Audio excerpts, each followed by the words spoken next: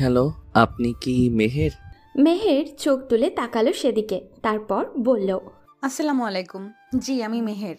মেহরাব কয়েক সেকেন্ড চুপ থাকার পর আস্তে করে বলল, ওয়ালাইকুম আসসালাম। 40 মিনিট লেট। মেহরাব হাসলো, এমনভাবে হাসলো যে তার দাঁত কপাটি দেখা গেল। হাসতে হাসতে বলল, আরও লেট হতো, কোনো রকমে ছুটে এসেছি। কি আর করব বলুন, ফ্রেন্ডের সাথে আড্ডা দিতে দিতে আপনার সাথে মিটিংয়ের কথা ভুলেই গিয়েছিলাম, মনে পড়তেই ছুটে এলাম। তা কি খাবেন বলুন? মেহরাবের কথা শুনে মেহেরের বেশ রাগ হলো মনে মনে। হয়তো লোকটার আক্কেল জ্ঞান স্বভাবত একেবারেই নেই, নয়তো ইচ্ছে করে এমন করছে।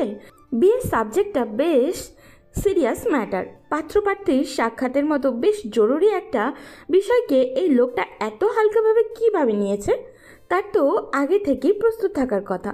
আরও কত রকম প্রশ্ন মেহেরের মাথায় খেলে বেড়াচ্ছে, যে কারণে মেহরাবের বলা শেষ প্রশ্ন তার খেয়ালই নেই।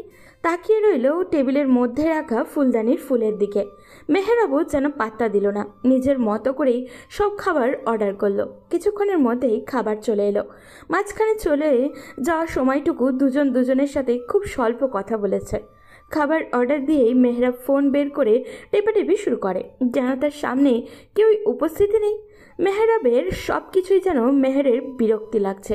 লোকটার দর্শনকে শূন্য মান দেওয়া যায় না, কিন্তু তার ব্যবহারকে অনায়াসেই শূন্যের কোঠায় দাঁড় করানোর মতো মান দেওয়া যায়। মেহের খাবার আসার পূর্বে একটা প্রশ্ন শুরু করেছে, বিয়ে নিয়ে আপনার ভবিষ্যৎ পরিকল্পনা কি? মেহরাব গা ছাড়া ভাব নিয়ে বলছিল, পরিকল্পনা আর কি হবে, জাস্ট বাপের টাকা খরচ করে বিয়ে করব, বাচ্চা কাচ্চা হবে ইত্যাদি, এই তো, এতটুকুই। মেহরাবের এই কথা শুনে মেহরার কোনো প্রশ্ন করেনি, যা বোঝার বুঝে গিয়েছে ও। এমন খাপছাড়া ব্যক্তির সাথে ভবিষ্যৎ অন্ধকার। আজকে বাসায় ফিরে এর ব্যবস্থা করতেই হবে, নয়তো নিজেকে সাগরে স্বইচ্ছায় ভাসিয়ে দেওয়ার মতো অবস্থা হবে। খাবার পরিবেশন করে দিয়ে গেল ওয়েটার। মেহের লক্ষ্য করলো এখানে যা খাবার দেওয়া হয়েছে সেগুলো তার পছন্দ হচ্ছে না। খাবারগুলো দেখে মনে হচ্ছে বেশ ঝাল হবে, এই খাবার খেলে পেটের সমস্যা হবে নিশ্চিত। মেহের ওয়েটারকে আবারও ডাক দিল, স্যুপ অর্ডার করলো। মেহরাব খাওয়া শুরু করে দিয়েছে ইতিমধ্যেই। খাবার খেতে খেতে মেহেরকে বলল, সে কি, আপনি এগুলো খাবেন না? খাবার কিন্তু বেশ সুস্বাদু। সুস্বাদু হতে পারে, তবে আমার জন্য নয়। ঝাল আমার অপছন্দের জিনিস। ও সরি, এখন তাহলে শুধু স্যুপটাই খেতে হবে আপনার?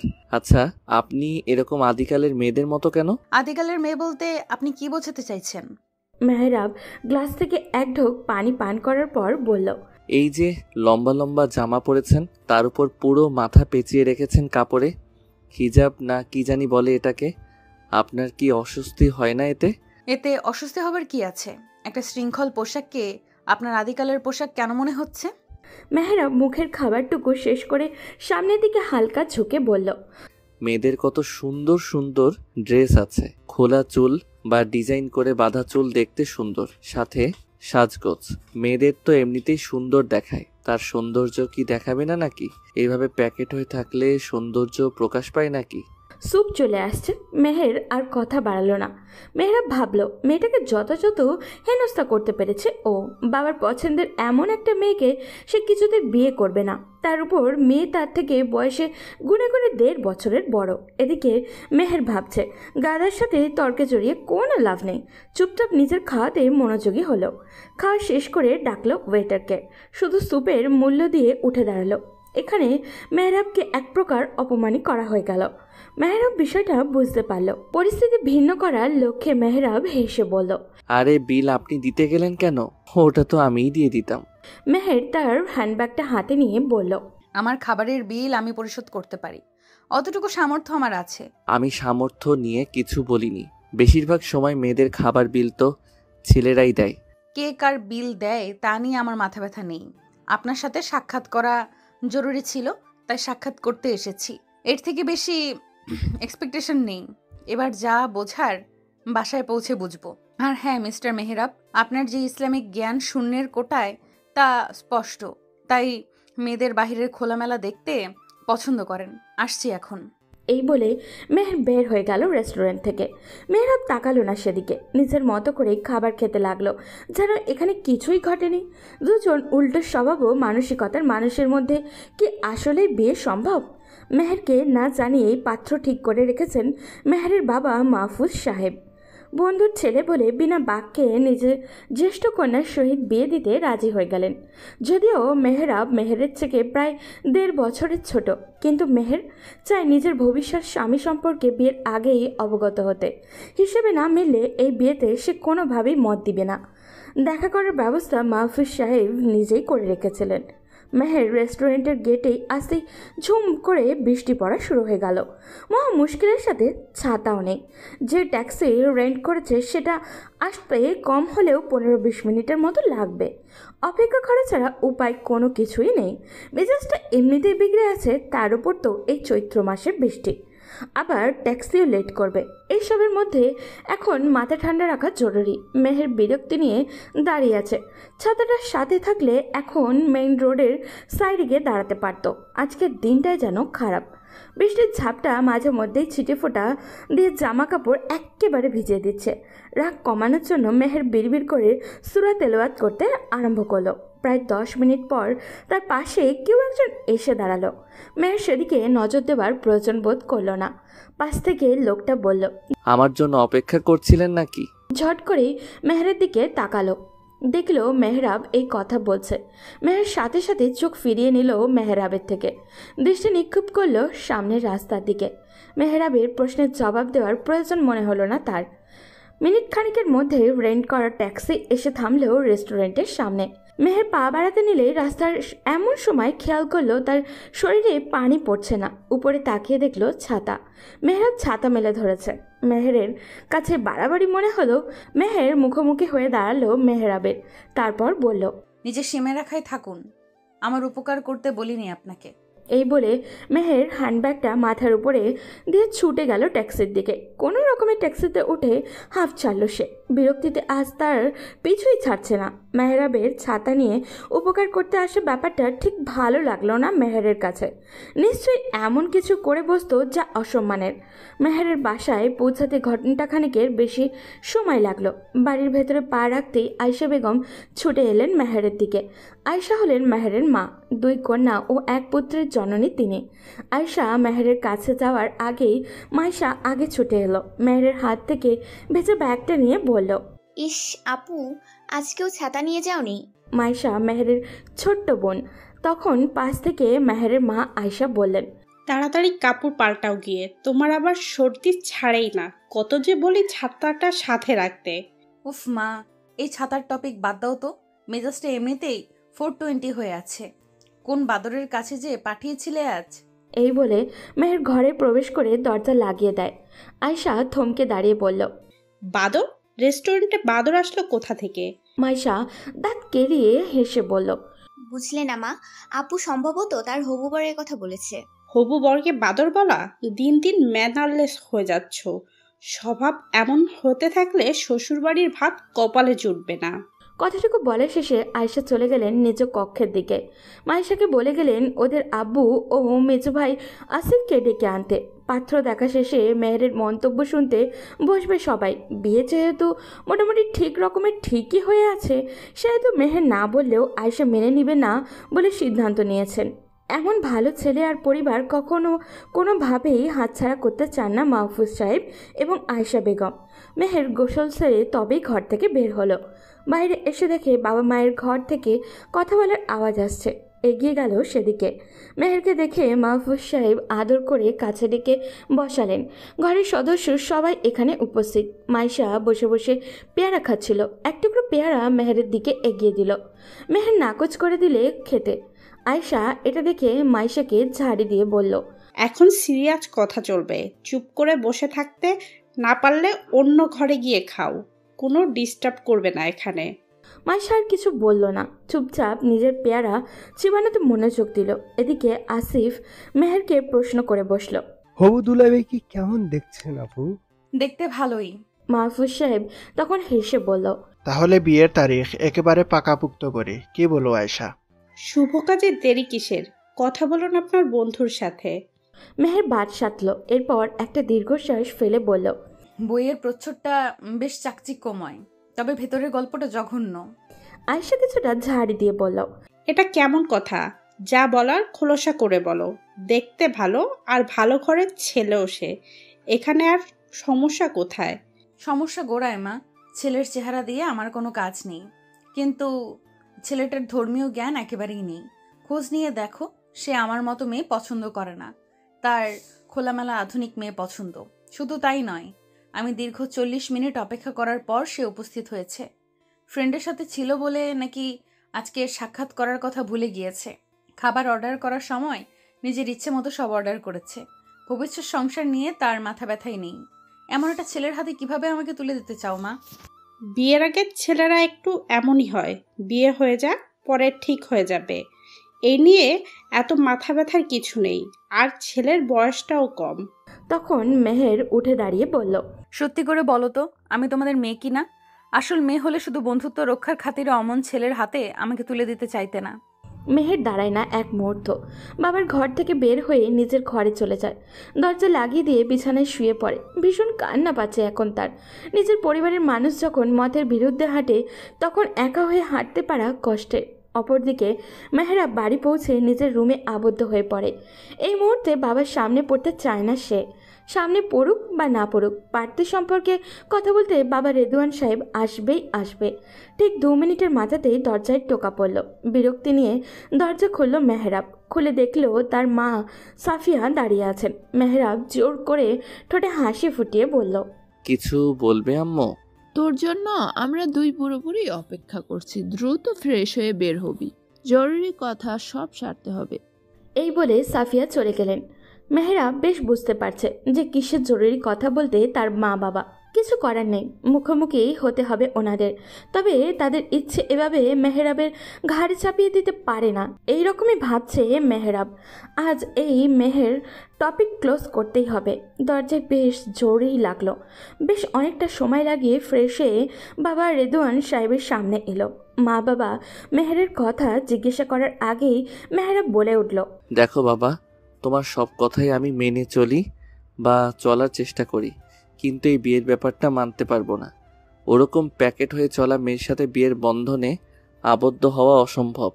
এত প্যাকেট হয়ে থাকে যেন তার অভ্যন্তরীণ অনেক সমস্যা আছে, যে কারণে সবার থেকে সৌন্দর্য আড়াল করতে চায়। রেদওয়ান সাহেব বেশ ক্ষিপ্ত হলেন মেহরাবের কথায়। রেগে উঠে দাঁড়ালেন ছেলেকে কষিয়ে একটা থাপ্পড় দেওয়ার জন্য। এমন সময় তার ছোট মেয়ে রেদওয়ান সাহেবের ফোনটা নিয়ে ছুটে এসে বলল, বাবা মাহফুজ আঙ্কেল কল করেছে। রেদওয়ান সাহেব চিন্তায় পড়ে গেল যে মাহফুজ সাহেবকে এখন কি বলবে। রেদওয়ান সাহেব ফোনটা নিয়ে বিছানায় বসে পড়লেন। স্বাভাবিকভাবে দুই বন্ধু কুশল বিনিময় করলো। তারপর দুজনেই ফোনের দুপাশ থেকে চুপ হয়ে গেল। মাহফুজ সাহেব ভাবছে যে মেহেরের এই বিয়েতে আপত্তির কথা কিভাবে বলবে। ওদিকে রেদওয়ান সাহেবও ভাবছে যে মেহরাবের বিয়েতে আপত্তির কথা কিভাবে বলবেন। অবশেষে দুজনেই নিজেদের সন্তানের বিয়েতে অমতের কথা বলে ফেলল। সমস্যা না বললে এর সমাধান পাওয়া যাবে না, তাই দুজনেই সমাধান খুঁজবে এখন, যে করেই হোক।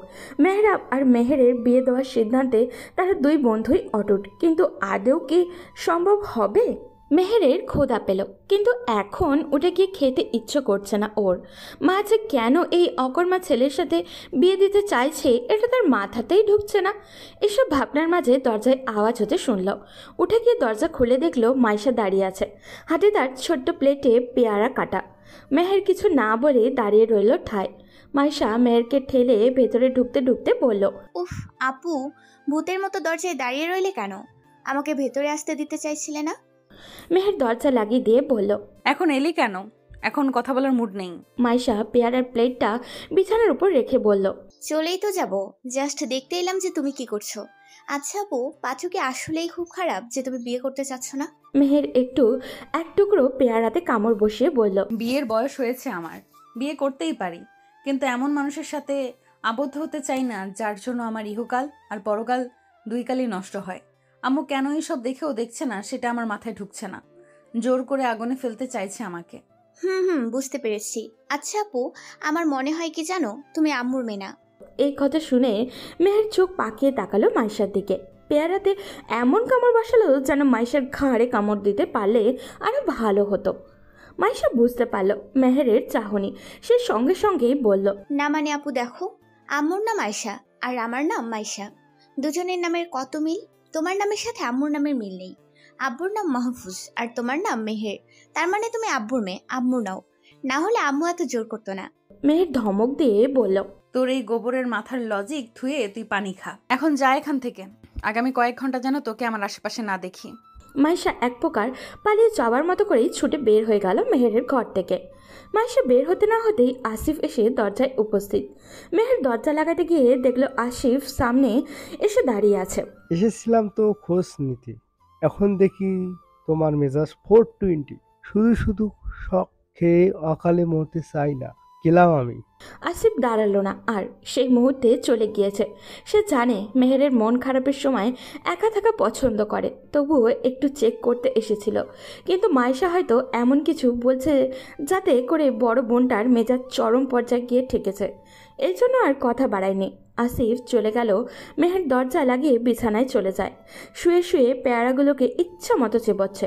রাগগুলো যেন পেয়ারের উপর দিয়েই যাচ্ছে। এদিকে মেহরাব হাঁটু গেড়ে বসে আছে রেদওয়ান সাহেবের সামনে।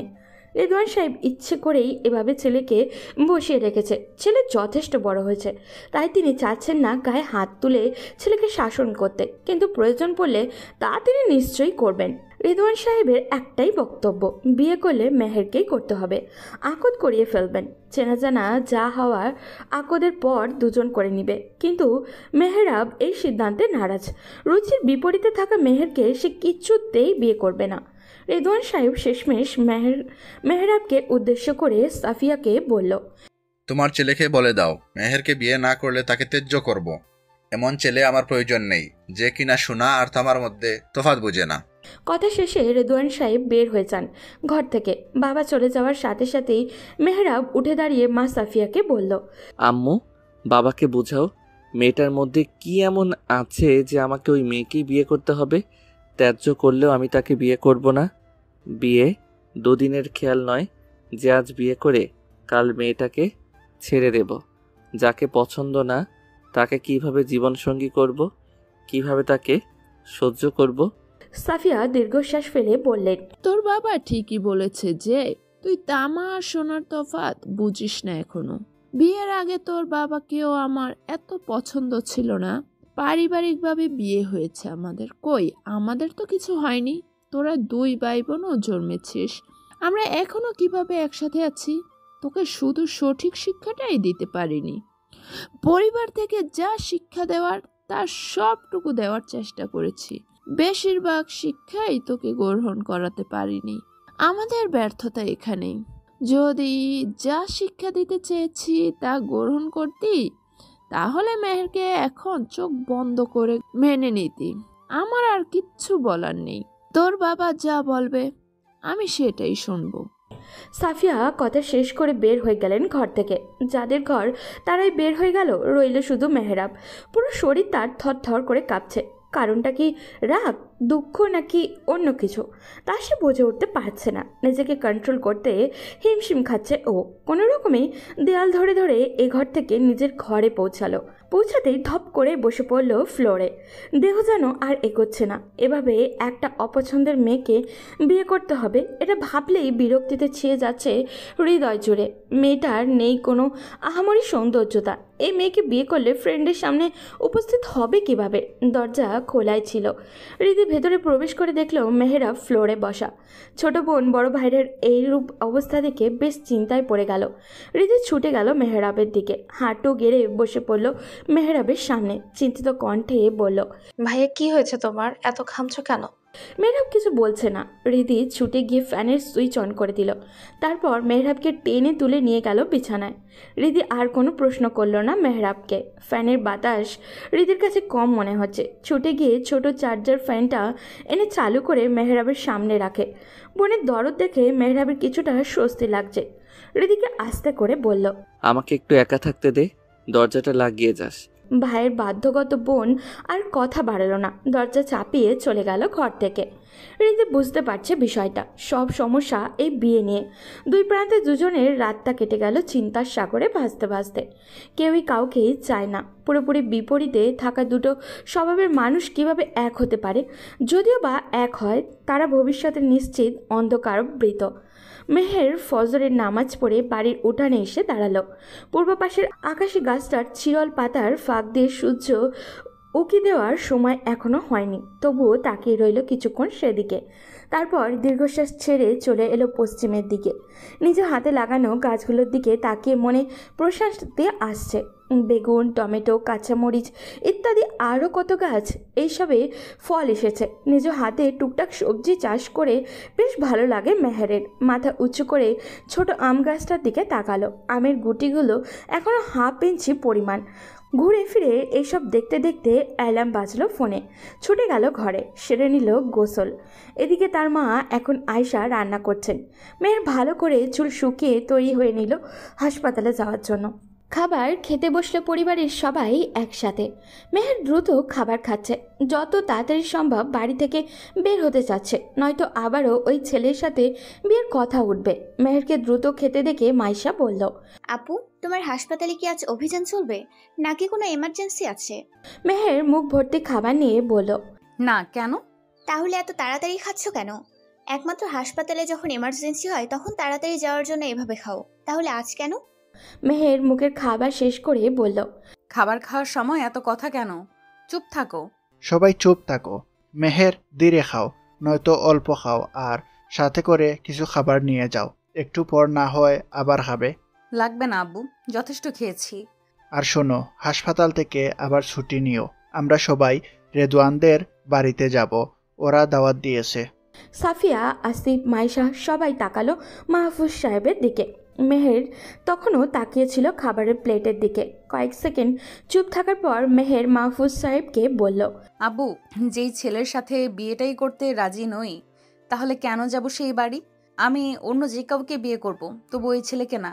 মেহের উঠে দাঁড়িয়ে গেল। মাহফুজ সাহেব গম্ভীর কণ্ঠে বলল, বিয়ে করবে কি করবে না সেটা পরের বিষয়। প্রথমত রেদওয়ান আমার বন্ধু, তার দাওয়াতে আমার যেতেই হবে। তুমি কখনো যাও না, তবে এবার যাবে, দ্যাটস ফাইনাল। আমি অযথা কারোর সামনে যেতে চাই না আবু। হাসপাতালের রিসেপশনের কাজ সহজ আর পর্দা সহিত থাকা যায় বিধায় আমি জবটা করছি। বিয়েটা হলে আমি এই কাজটাও করব না। পর্দার বিধান পুরোপুরি মেনে চলার চেষ্টা করব। আমাকে এইভাবে সবার সামনে যেতে বলবে না আব্বু। আম্মু ও মাইশা, তাদেরও এইভাবে চলা উচিত। মেহের আর এক মুহূর্ত দাঁড়ালো না, হাত ধুয়ে ব্যাগটা নিয়ে বের হয়ে পড়ল। বাকি সবাই খাবার টেবিলে চুপ করে বসে রইল। মাহফুজ সাহেব চিন্তিত চোখে তাকিয়ে রইলেন খাবারের প্লেটের দিকে। নিজের সিদ্ধান্ত কি আসলেই ভুলের বীজ লুকিয়ে আছে কিনা তা বুঝতে পারছেন না তিনি। আয়শা দীর্ঘশ্বাস ফেলে খাবারের মনোযোগী হলেন। মাইশা তাকিয়ে রইল বোনের চলে যাওয়ার দিকে। বড় বোনের থেকেই রোজই যেন তার কিছু না কিছু শেখা হচ্ছে। এখন এক শিক্ষা পেল। ওদিকে মেহরাবের ঘুম ভাঙেনি এখনও। সাফিয়া বেশ কয়েকবার ডেকে মেহরাবের ঘুম ভাঙাতেও পারেনি। দায়িত্ব পড়ল রিদির কাঁধে। অগত্যা ভাইকে সেই ডেকে তুলল। কিছুক্ষণ বাদেই পরিবারের সবাই খেতে বসলো একসাথে। খেতে খেতে রেদওয়ান সাহেব বললেন, মাহফুজের পুরো পরিবারকে দাওয়াত করেছি, ওদের সাথে ভালো ব্যবহার করতে যেন ভুল না হয়। মেহরাব খাওয়া থামিয়ে বলল, যাকে পছন্দ নয় বলে বিয়ে করব না বলেছি তার পুরো পরিবার সহ দাওয়াত দেওয়ার মানে কি? তোমার জন্য আমাদের বন্ধুত্ব নষ্ট করতে বলছো? নিজেকে কি ভাবছো তুমি? খাও তো বাপের গাড়ে বসে, বাপের কামাই। আর ওই মেয়েটা কতটা শালীনতা বজায় রেখে চলাফেরা করে। তোমার তো বাজারের মাছি বন বন করা খোলা মিষ্টি পছন্দ। ঘরে যত্ন করে তৈরি করা মিষ্টির কদর তুমি কি বুঝবে? সেটা তো তোমাকে শেখাতে পারিনি। মেহের তোমার থেকে ভালো ছেলে ডিজার্ভ করে। তোমার মতো বাদরের গলায় মুক্তার মালা মানাবে না। আমারও রুচির দুর্ভিক্ষ হয়েছে। মেহরাবের ভীষণ রাগ হলো। খাবারের খোটা শুনলো, পছন্দেরও খোটা শুনলো, ক্যারেক্টার নিয়েও বাদ পড়ল না খোটা শোনার। এখানে আর এক মুহূর্ত বসতে ইচ্ছা হচ্ছে না তার। খাবার ফেলে রেখেই গটগট করে বের হয়ে গেল। রিদি ডাকলো পিছন থেকে। সাফিয়া মেয়েকে কড়া গলায় বললেন, হতচ্ছাড়াটাকে একদম ডাকবে না, এভাবে খাবার ফেলে গিয়েছে সে। রিজিক নষ্ট করার ফল সে অবশ্যই পাবে। এতটুকু খাবার জোগাতে যে কতটুকু খাটনি খেতে হয় তা সে এখনো জানে না। বেশ মাথায় তুলে ফেলেছি। তিনজনে নিজেদের খাবার খাওয়ায় মনোযোগী হলো। ভাইয়ের না খাওয়া বের হয়ে যাওয়ার দিকে রিদির বেশ খারাপ লাগছে। কি হতো যদি বাবা এই কথাগুলো খাবার খাওয়ার পরে বলতো? ভাইটা অন্তত খাবারটা খেয়ে বেরোতো। রাগ করে কোথায় যে বের হয়ে গেল তা অজানা। রাগের মাথায় কোনো ভুল যেন না হয় এটাই দোয়া করছে রিদি।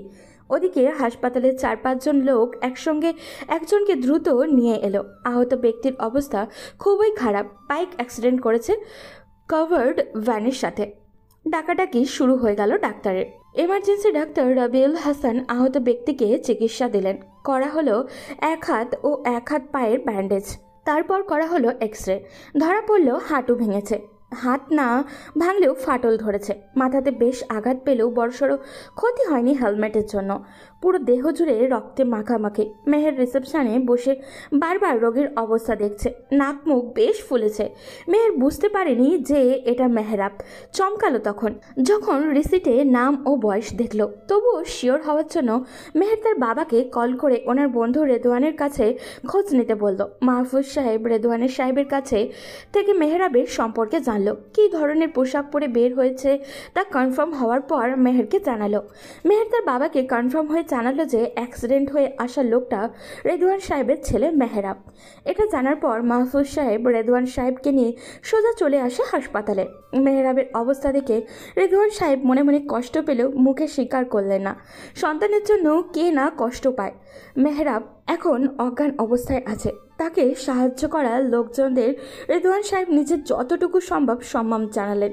লোকগুলো চলে গেল। রেদওয়ান সাহেব দীর্ঘশ্বাস ছেড়ে মাহফুজ সাহেবকে বললেন, এতকাল তো আমার গাড়ে বসেই খেয়েছে, এখন না হয় পার্মানেন্টলি বসে খাবে। আর একটা মেয়েকে তার সাথে জুড়ে মেয়েটাকে কষ্ট দেওয়ার মানে নেই। আল্লাহ যা করেন ভালোর জন্যই করেন। রেদওয়ান, এভাবে বলতে নেই। দোয়া করি মেহরাব যাতে তাড়াতাড়ি সুস্থ হয়ে ফিরে। চিন্তিত দুই বন্ধু দুপুরের আজান হওয়াতে চলে গেল নিকটস্থ মসজিদে। মেহের মেহরাবের সামনে দাঁড়িয়ে পর্যবেক্ষণ করছে। এত সুদর্শন চেহারা কোথায় গায়েব হয়ে গেল। হাত পা ভেঙে বসে আছে। কোনো সুন্দরী আসবে তাকে বিয়ে করতে। আরও কত রকম কথা মনে মনে বলে যাচ্ছে মেহের। বিকেলের দিকে জ্ঞান ফিরল মেহরাবের। চোখ খুলে মেহেরকে পাশে দাঁড়ানো দেখল। কিছু বলতে যাবে তার আগেই মেহের তাকালো মেহরাবের দিকে। মেহরাবের জ্ঞান ফিরছে দেখে গটাগট কেবিন থেকে বের হয়ে গেল। সবে জ্ঞান ফেরার দরুন চোখ দুটো ফোলাটে হয়ে আছে মেহরাবের। সামনে থাকা মেয়েটাকে ক্লিয়ারলি দেখতে পায়নি বলতে চেহারাটা ঘোলাটে দেখেছে। মাথায় আঘাতের ফলে চোখে সামান্য হলেও নাকি এতক্ষণ পর জ্ঞান ফেরার জন্য ঘোলাটে দেখছে তা বুঝতে পারছে না মেহরাব। মিনিট খানিকের মধ্যেই রেদওয়ান আর মাহফুজ সাহেব কেবিনে প্রবেশ করলো। মেহরাব তাকালো তাদের দিকে, তাদের ঠিকমতো দেখতে পাচ্ছে না। রেদওয়ান সাহেবের দৈনিক অবয়ব দেখে আন্দাজ করতে পারছে যে এই লোকটা তার বাবা হতে পারে। মেহরাব ভাঙা গলায় বলল, আব্বু। রেদওয়ান সাহেব মেহরাবের মাথার কাছাকাছি বসে বলল, এখন কেমন লাগছে? খুবই জঘন্য, একদম ভালো নেই। রেদওয়ান দীর্ঘশ্বাস ফেলে বললেন, মারা তো আর যাও নেই, আল্লাহর শুকরিয়া করতে শিখো। বলো আলহামদুলিল্লাহ ভালো আছি। যেখানে আমি ভালো নেই সেখানে আলহামদুলিল্লাহ বলার কি মানে? ধরো অ্যাক্সিডেন্ট তুমি মারা গেলে, সেই তুলনায় এখন তুমি জীবিত আছো, আল্লাহর করুণায় বেঁচে গিয়েছো। এই যে রহমতের জন্য আল্লাহর শুকরিয়া আদায় করা উচিত না? মেহরাব চুপ করে রইল। তার এখন কথা বলার জন্য কোনো বাক্য নেই। আসলেই তো সে তো আজকের এই দুর্ঘটনায় মারাও যেতে পারত। আল্লাহর রহমত ছাড়া বেঁচে থাকার সম্ভব হতো না। ডাক্তার উছিলা মাত্র, তারা কাউকেই প্রাণ ফিরিয়ে দেওয়ার সামর্থ্য রাখে না। মেহরাবকে চুপ থাকতে দেখে মাহফুজ সাহেব বলল, আল্লাহর অশেষ রহমত যে মেহরাবের মারাত্মক কোনো ক্ষতি হয়নি। মেহরাব তাকালো সেদিকে, যেদিকে থেকে কথাগুলো ভেসে এলো, কিন্তু উপস্থিত লোকটাকে তা বুঝতে পারল না। রেদওয়ানকে প্রশ্ন করলো সে, আব্বু উনি কে? এমন প্রশ্ন শুনে মাহফুজ সাহেব অবাক হলো। তবে রেদওয়ান সাহেব কিছুটা অবাক হওয়ার সাথে সাথে চিন্তিতও হলো। মেহরাব কি মাহফুজকে চিনতে পারছে না? না চেনার তো কোনো কারণ নেই। রেদওয়ান ছটপট মেহরাবকে প্রশ্ন করলো, এটা কেমন বেয়াদবি মেহরাব? তুমি কি তোমার মাহফুজ আঙ্কেলকে চেনো না? আব্বু আমি ক্লিয়ার দেখতে পাচ্ছি না, না চেনার কারণে জিজ্ঞেস করেছি। রেদওয়ান সাহেবের চিন্তা বেড়ে কয়েক গুণ হয়ে গেল। ছেলেরা কি তাহলে দৃষ্টিশক্তি হারাতে বসলো? রেদওয়ান সাহেব বললেন, কখন থেকে এই অবস্থা? অ্যাক্সিডেন্ট করার পর থেকে। রেদওয়ান সাহেব পরিষ্কার বুঝতে পারলেন যে মাথায় আঘাতের ফলে এই অবস্থা হয়েছে মেহরাবের। রেদওয়ান সাহেব ছেলেকে উদ্দেশ্য করে বললেন, রাগ কখনো উত্তম কিছু দিতে পারে না। একটা প্রবাদ আছে, রেগে গেলেন তো হেরে গেলেন। সকালে অমন রাগ করে না বের হয়ে ঠান্ডা মাথায় বসলে হয়তো আজ এমন হতো না। মেহরাব কোনো জবাব দিল না। তার মনে হচ্ছে আসলে সে এইটা ভুল কাজ করেছে। নিজের মার্জি মাফিক রাগ দেখি না বের হলে হয়তো এই দুর্ঘটনার শিকার হতো না ও। এখন নিজের অবস্থা করুন, এক প্রকার পঙ্গুর মতো। বেঁচে থেকে অন্যের ভরসায় জীবনযাপন করাটা দুর্বিষহ। এই দুর্বিষহের সীমান্ত মেহরাব পার রেখে ফেলেছে। কপালে দুর্গতি ছাড়া আর কিচ্ছু নেই। এমন একজন পুরুষকে এখন আর কে বিয়ে করবে? যতটুকু বড়াই ছিল নিজেকে নিয়ে, অবশিষ্ট নেই আর কিচ্ছুই। রেদওয়ান সাহেব মাহফুজ সাহেবকে নিয়ে কেবিন থেকে বের হয়ে গেল। ডাক্তারের সাথে কথা বলাটা খুবই জরুরি। চোখে ঘোলাটে দেখার বিষয়টা নিয়ে কথা বলতে হবে। অকালে অন্ধ হবে নাকি ছেলেটা? রাতের মধ্যে মেহরাবকে বাড়িতে নিয়ে আসা হয়। মেহরাবের অবস্থা দেখে তার মা ও বোন অস্থির হয়ে উঠল। মাঝে মধ্যে চোখের পানি মুছেও দেখা গেল তাদের। মেয়ে জাতি তো কুসুমের ন্যায় নরম মনে হয় তাদের। এই নরম মনও আবার পরিস্থিতি ভেদ পাথরের ন্যায়ও কঠিন হয়ে যায় নিমেষেই। মা মেয়ে মিলে মেহরাবের যত্নে লেগে পড়ল। কী রেখে কী করবে এসব নিয়েই ছোটাছুটি। সারাটা দিন খাওয়া হয়নি, বিকেলে শুধু রুটি কলা খেয়েছিল ওরা। ক্ষুধা এখন মাত্রাতিরিক্ত পেরেছে, যা মেহরাব বেশ ভালোই বুঝতে পারছে। সাফিয়াও কম নয়। অসুস্থ ছেলের জন্য দেখে শুনে সব ভালো ভালো রান্নাগুলোই করেছেন। রিদি তার মাকে সাহায্য করে রান্নার কাজে। রেদওয়ান সাহেবকে বাসায় পৌঁছে দিয়ে মাহফুজ সাহেব নিজেও বাসায় ফিরে আসেন। রেদওয়ান রাতের খাবার খেয়ে যাওয়ার জন্য অনেকবার অনুরোধ করলেও মাহফুজ সাহেব চলে আসেন। তাকে বলে আসেন যে আগামীকাল পরিবার সহ আসবেন। আগে পরিবার নিয়ে আসার মানে ছিল শুধু দাওয়াত, আর এখন পরিবার সহ নিয়ে আসা মানে বড় কিছু, সম্পর্ক পরিবর্তনের মতো বড় কিছু। মেহের কেমন রিয়্যাক্ট করবে তা জানা, তবুও আরেকবার শেষ চেষ্টা। মেহরাব এখন উত্তপ্ত লোহার মতো অবস্থায় আছে।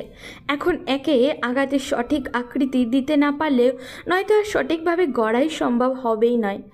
সবই নির্ভর করছে মেহেরের উপরে। মেয়েটা কি মেহরাবের এমন অবস্থায় মেনে নিবে?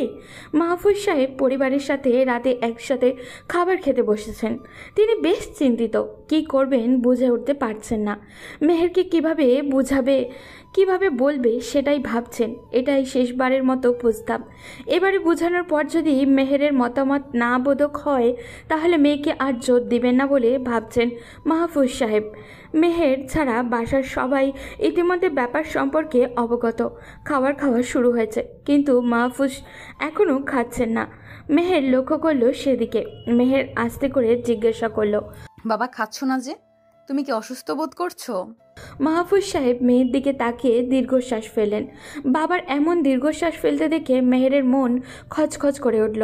নিশ্চয়ই কিছু একটা ঘটেছে বা ঘটতে চলেছে। মেহের আবারও জিজ্ঞাসা করলো, বাবা কি হয়েছে? আচ্ছা মা, ধরো আমাদের ঘরে একটা লোহা আছে যেটা বাঁকা। একে সোজা করার প্রয়োজন, কিন্তু কোনোভাবেই পারছো না।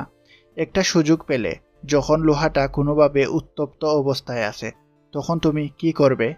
মেহের কয়েক সেকেন্ড চুপ করে থাকার পর বলল, বাঁকাটাকে সোজা করা যেহেতু প্রয়োজন, সেহেতু লোহার নমনীয় অবস্থায় সোজা করে ফেলবো। কিন্তু এমন প্রশ্নে কি বোঝাতে চাইছো বাবা?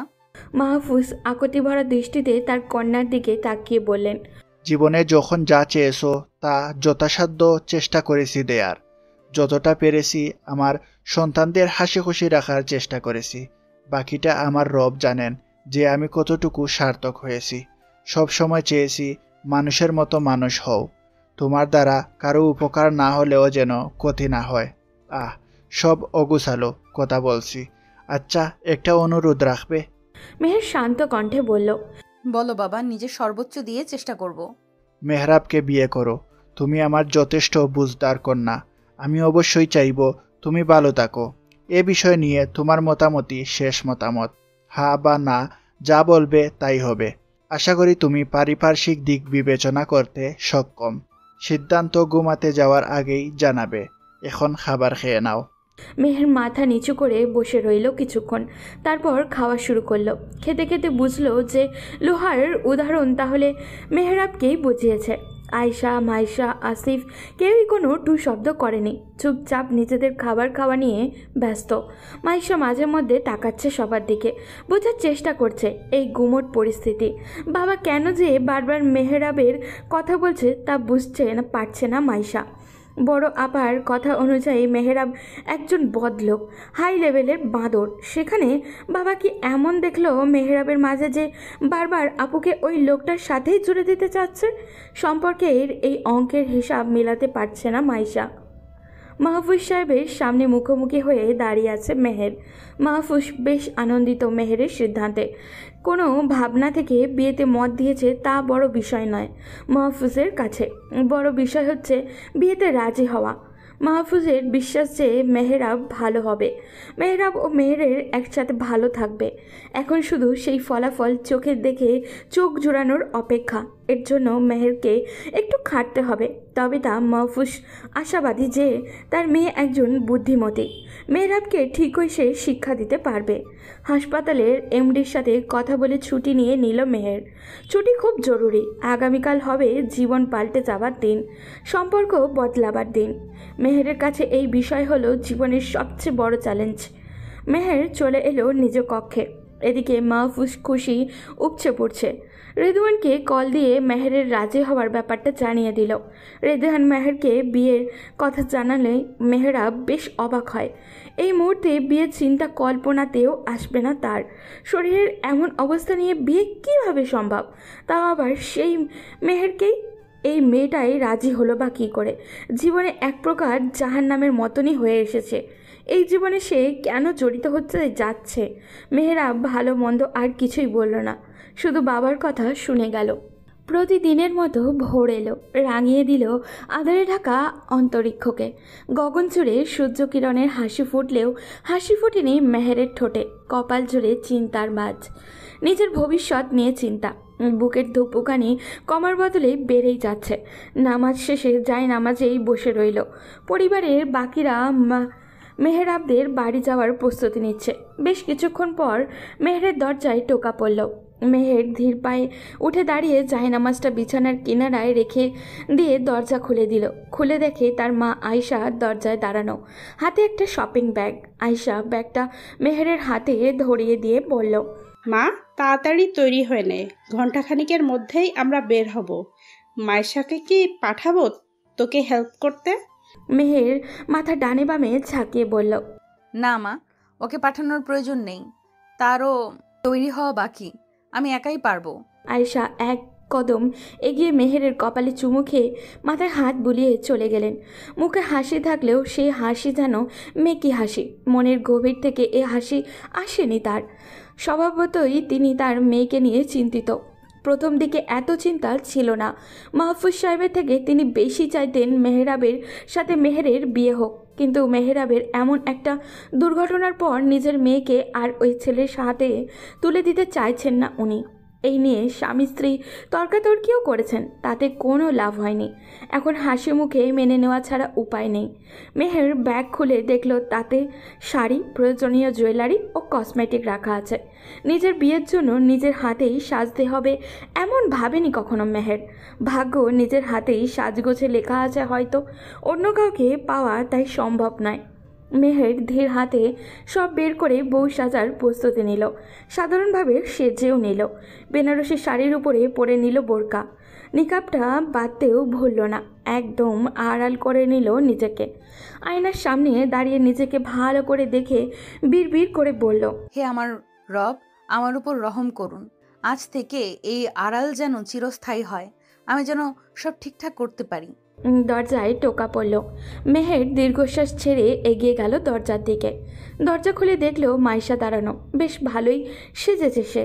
মেহেরকে দেখে মাইশা অবাক হয়ে বলে, আপু, সব সময় বোরকা বা গাউন টাইপের ড্রেস পরো ঠিক আছে, কিন্তু আজকে তো তোমার বিয়ে। আজকে অন্য দিনের তুলনায় আরো বেশি নিজেকে আড়াল করেছো কেন? বিয়ে বলে কি পর্দা করা নিষেধ? ওরা এখনো আমার কেউ হয় না, একমাত্র বিয়ের কবুল পড়ার পরেই আত্মীয় হবেন, তখন আমি কিছুটা অনাবৃত হতে পারি। কিন্তু তুমি এত সেজেছো কেন? তোমার বোরকা কোথায়? মাইশা কিছুটা বিরক্ত আর হতাশা মেশানো কণ্ঠে বলল, আপু, তোমার বিয়েতে একটু সাজগোজ করবে না? এই সাজের ওপর বোরকা পরলে সেজে কি লাভ? কেউ তো দেখবে না। অন্যকে দেখানোর জন্য সেজে থাকলে আমার বোন বলে পরিচয় দিও না। আমার ত্রিসীমানায় যেন তোমাকে না দেখি। তোমাকে এই নিয়ে অনেকবার বুঝিয়েছি, যথেষ্ট বড় হয়েছো এখন। সব সময় বাহিরে বোরকা পরে বের হও। আমার বিয়ে আমার বিষয়, তাতে নিজেকে কেন প্রদর্শন করবে? মাইশা হতাশ হলো।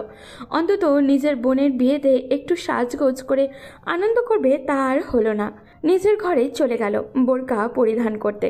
বড় বোনের জীবনের এমন একটা অধ্যায় শুরু হতে যাচ্ছে, সেখানে নিজে উপস্থিত না থাকলে সারা জীবন আফসোস হবে। এদিকে মেহের নিজেই হাজির হলো পরিবারের সবার সাথে। মেহেরকে নিয়ে সবাই গাড়িতে উঠে বসলো। মিনিট খানেক পরেই মাইশা হাজির হলো, বোরকা নিকাব পরে। নিকাবের আড়ালে হাসল মেহের। মাইশা মেহেরের পাশে এসে বসলে মেহের মাইশার হাত জড়িয়ে ধরে বলল, গুড গার্ল। নিজেকে কখনো খোলা মিষ্টান্নের মতো প্রদর্শন করবে না, এতে পোকার আক্রমণ হতে পারে। নিজেকে সব সময় প্যাকেটজাত করে রাখবে। সাজগোজ করতে ইচ্ছে হলে ঘরে করবে, এতে সমস্যা নেই। মাইশা আরও এক হাতে মেহেরের হাত চেপে ধরে বলল, মনে থাকবে আপু, আজকের ভুলের জন্য মাপ চাইছি, প্লিজ রাগ করো না। মেহের হাসল। মাইশা ঠিকই বুঝতে পারল মেহেরের হাসি। দুই বোন হাত জড়াজড়ি করে বসে রইল। গাড়ি চলল তার আপন ঠিকানায়। ঘণ্টাখানেক পর পৌঁছে গেল মেহরাবদের বাড়ির সামনে। ওদের আসার অপেক্ষায় ছিলেন রেদওয়ান সাহেব। রেদওয়ান সাহেব মাহফুজ সাহেব আর আসিফকে নিয়ে মেহরাবের ঘরে গেল। সেখানে কাজীও উপস্থিত ছিলেন। একদিকে সাফিয়া আর রিদি মিলে মেহের, আয়শা ও মাইশাকে নিয়ে ওদের রুমে গেল। মেয়ের হাত পা কাঁপছে। আজকে প্রথম এলো এই বাড়িতে। এখানে হবে আজ থেকে স্থানীয় নিবাস। রিদি বারবার মেহেরের দিকে তাকাচ্ছে, মনে মনে ভাবছে, এই বিয়ের দিনেও কি এমন কেউ পর্দা করে? সাফিয়া মেহের ও মেহেরের মা বোনকে বলল, এই ঘরে তো আর পুরুষ নেই, অন্তত ঘুমটা খুলে বসো। আয়শা ও মাইশা ঘোমটা খুলে বসলো। তারপর মেহেরের নিকাব খুলল। মেহেরকে সাফিয়া বা রিদি আগে একবারও দেখেনি। এই প্রথম দেখে ওদের মুখ থেকে বের হয়ে এলো, মাশাআল্লাহ। আয়শাকে নিয়ে সাফিয়া একটু রান্নাঘরের দিকেই গেল। আয়শা চাচ্ছিল সাফিয়ার সাথে আলাদা করে একটু কথা বলতে। মেয়েটাকে এমন এক ছেলের হাতে তুলে দিতে চাচ্ছে, একটু কথা তো বলাই উচিত। এদিকে ঘরে মেহের, মাইশা ও রিদি রয়ে গেল। রিদি একবার মেহের আর একবার মাইশার দিকে তাকাচ্ছে। দুই বোনই মাশাআল্লাহ, তবে ওদের বোরকা পরা দেখে একটু অস্বস্তি হচ্ছে। বিয়ের আনন্দে সাজগোজের উপরে বোরকা কেমন বেমানান লাগছে রিদির কাছে। রিদি একটা আকাশি রঙের গ্রাউন্ড পরে মোটামুটি সাজগোজ করেছে। এই সাজ যেন এখন তার কাছে পানসে লাগছে। মেহের আহামরি কোনো সুন্দরী নয়, তবে এই সাজে তাকে অসম্ভব সুন্দরী লাগছে। বিয়ের ফুল ফুটে নাকি মেয়েদের সৌন্দর্য বাড়ে। মেহেরকেও সেই জন্য হয়তো এমন আকর্ষণীয় লাগছে। বোরকাটা খুললে হয়তো সৌন্দর্য আরও ঠিকরে পড়বে। রিদি মেহেরের পাশে গিয়ে বসে পড়ল। ঘাড় কাত করে মেহেরের চেহারার দিকে তাকিয়ে বলল, আমার ভাইয়া এমন একজন মানুষকে রিজেক্ট কেন করলো তা আমার মাথায় আসছে না। মাইশা চট করে বলে উঠল, জনাবা, আপনার ভাইয়া গর্ধব না হলে এমনটা করতো না। রিদি মাইশার দিকে ভ্রু কুচকে তাকিয়ে বলল, গর্ধব কি? গর্ধব হলো গাধা, গাধা না হলে কেউ এমন করে না। রিদি কিঞ্চিত রাগান্বিত কণ্ঠে বলল, আমার ভাইয়াকে গাধা বলার তুমি কে? মাইশা জবাব দিয়ে যাবে এমন সময় মেহের বলল, চুপ থাকো মাইশা, এইভাবে কারো সম্পর্কে বলা উচিত নয়, তাও আবার তার পরিবারের সামনে। মুখে লাগাম লাগাও, এমন যেন না শুনি। যদিও মেহের আস্তে করে এই কথাগুলো বলল, তবে ছোট বোনের প্রতি বড় বোনের স্নেহের শাসন রিদির হৃদয় ছুঁয়ে গেল। তারও এখন ইচ্ছা হচ্ছে একটা বড় বোন থাকা নিয়ে। একটা বড় বোন ছোট বোনের জন্য একজন আদর্শ গাইডলাইন হতে পারে। রিদি এই গাইডলাইনের অভাব বোধ করছে। মাইশার প্রতি যে রাগটা এসেছিল তার এখন নেই রিদির। চুপ হয়ে গেল সেও। অপরদিকে সাফিয়ার সাথে টুকটাক কথা সারলেন আয়শা। তারপর ফিরে এলেন মেয়েদের কাছে। আয়শা নিজের বোরকা খুলে মেয়েদেরও বোরকা খুলে ফেলতে বললেন, যেহেতু এ ঘরে পুরুষ কেউই নেই। আয়শার কথা মতো মেহের ও মাইশা বোরকা খুলে ফেলে। জামদানি বেনারসিতে বেশ ধকলের শাড়ি। ফ্যানের নিচে বসে থেকেও দর দর করে ঘাম ঝরে চলেছে। বোরকাটা খুলে কিছুটা শান্তি লাগছে। সাফিয়া মেহেরকে দেখে হেসে পাশে বসলেন। বোকা মেহরাব এমন একটা মেয়েকে কেন বিয়ে করতে চাইল না সেটাই মাথায় ধরছে না সাফিয়ার। ধরছে না বলে ভুল হবে, সঙ্গদেশে লোহা ভাসে বলে একটা কথা আছে না। মেহরাবের অবস্থাও এমন। যেসব বন্ধুদের সাথে চলে তারা কোনো ভালো মানের ছেলে নয়, যে কারণে মেহরাবের চিন্তাভাবনাও সেই রূপই হয়েছে। কিছুক্ষণ পরেই রেদওয়ান সাহেব দরজায় টোকা দিল। সাফিয়া এগিয়ে গিয়ে মৃদু দরজা খুলে দিল। রেদওয়ান সাহেব বললেন, কাজী সাহেব বিয়ে পড়াবে, ভেতরে যেতে হবে। সাফিয়া রেদওয়ান সাহেবকে 2 মিনিট দাঁড়াতে বলে কভারের দিকে গেলেন। সেখান থেকে বড় একটা চাদর বের করে বিছানার স্ট্যান্ডের উপরে চাদর মেলে দিলেন। তারপর গিয়ে দরজা খুলে দিলে রেদওয়ান সাহেব কাজী সাহেবকে নিয়ে ভেতরে প্রবেশ করলেন। আসিফও পিছু পিছু এসেছে। কিছুক্ষণের মধ্যেই বিয়ে পড়ানো হয়ে গেল। 2 হাত তুলে দোয়া করল সবাই। মেহের স্তব্ধ হয়ে বসে আছে। হুট করেই সম্পর্ক পাল্টে গেল। সম্পর্কের নতুন ধাপগুলো কিভাবে শুরু করবে সে নিয়ে ভাবনায় তলিয়ে আছে মেহের। রিদি মেহেরের সঙ্গ ছাড়তেই চাইছে না। তার যেন সমস্ত আকর্ষণ এখন মেহেরের দিকে। মনে তার ভীষণ আনন্দ দোলা দিচ্ছে। আজ এত খুশি হবে বলে সে কখনো আশা করেনি। মেহের ও মেহরাবকে একসাথেই বসানো হলো। এ ঘরে মুরব্বীরা এখন কেউই নেই। আছে শুধু মেহের আর মেহরাব, রিদি, মাইশা ও আসিফ। মাইশা ইতিমধ্যেই মেহেরের হুকুম মতে বোরকা পরে ফেলেছে। অতি প্রয়োজন ছাড়া যাতে কথা না বলে সেই সম্পর্কেও হুঁশিয়ারি করে দিয়েছে। এদিকে মেহরাব মেহেরের দিকে তাকাচ্ছেই না। তার যেন বিন্দু মাত্র ইচ্ছা নেই নতুন বউকে দেখার। সবাই মিষ্টি মুখ করা নিয়ে ব্যস্ত। রিদি মেহরাবের হাতে কাঁটা চামচ দিয়ে একটা মিষ্টি ধরিয়ে দিয়ে বলল, মিষ্টি বউকে নিজ হাতে মিষ্টি মুখ করাও ভাইয়া। মেহরাব চোখ পাকিয়ে তাকালো রিদির দিকে। এরপর বলল, তোকে পাকনামি করতে কে বলেছে? দূরে থাক এখন। তুমি একটা রসকসীন কুমির। বিয়ে হয়ে গেছে, এখন একটু মিষ্টির মতো রসালো হও না। যাবি নাকি ধোলাই করতে হবে তোকে? যাচ্ছি যাচ্ছি, বড় ভাই না ছাই। কথায় কথায় ঝাড়ি দেয় শুধু। আমার ভাবির সাথে এভাবে কথা বললে তোমার খবর আছে। রিদি চলে গেল মেহরাবের পাশ থেকে। মেহের চুপচাপ সব শুনছিল। ভাই বোনের খুনসুটিতে তারও কিছু বলার নেই। মেহরাব হাত থেকে মিষ্টির চামচটা রেখে দিল সামনের প্লেটে। মেহের না তাকালেও তা বুঝতে পারল কেউ কারোর সাথে কোনো কথা বলছে না। মেয়ের হাসাহাসি জোরালো আওয়াজ পেয়ে সামনের দিকে মাথা তুলে দেখল মাইশা, আসিফ এবং রিদি একসাথে বসে আড্ডা দিচ্ছে। মেহের এমনভাবে আসিফকে ডাকলো যেন মেহের রেগে আছে। মেহেরের ডাকে সবাই চুপচাপ। মেহরাব তাকালো মেহেরের দিকে।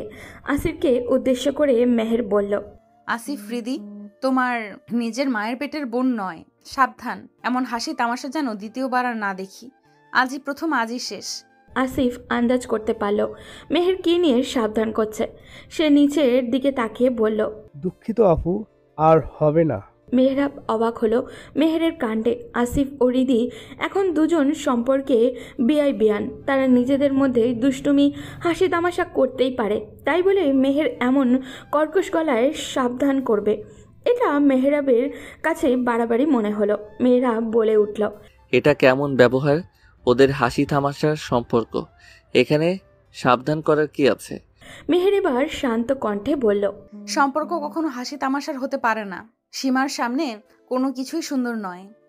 বিয়ান সম্পর্ক খারাপ কোথায়? আপনার মগজের সমস্যা। খারাপ কোথায় সেটা চোখ দিয়ে কিভাবে দেখবেন? এমন সময় 2 পরিবারের মুরব্বীরা ঘরে প্রবেশ করলেন। আয়েশা এসেই দ্রুত পায়ে এগোলেন মেহেরের দিকে।